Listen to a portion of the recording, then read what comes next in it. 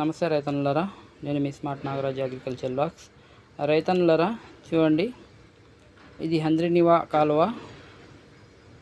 దాదాపు ఒక 20 డేస్ నుంచి వెళ్తుందన్న వాటర్ మల్యాల పంప్ హౌస్ నుంచి వస్తుంది. శ్రీశైలం వాటర్ ఇది. కుప్పంలోని పరమసముద్రం నింపడానికి వెళ్ళింది. పరమసముద్రం నింపేసిందన్న. పరమసముద్రం చెరువు కూడా మరవపోయిన తర్వాత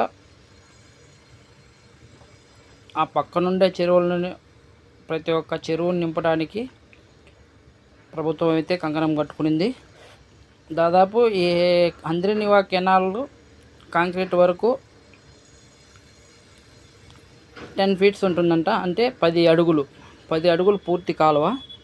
దానిలో 5.5 అడుగు వాటరు ఈ హంద్రీనివా కెనాల్ ద్వారా పారుతుంది.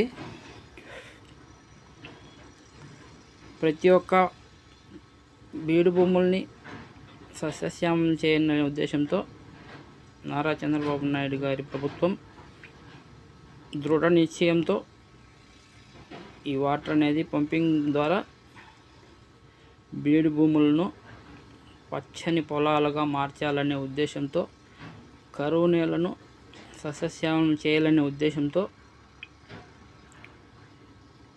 కాలువకైతే వాటర్ వదలడం జరిగింది.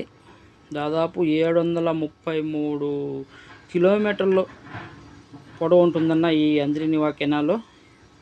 28 పంప్ హౌస్లు, లిఫ్ట్ ఇరిగేషన్లు అన్నీ కలుపుకుంటే ఈ 5.5 అడుగు రావడానికి ఆస్కారం ఉంది.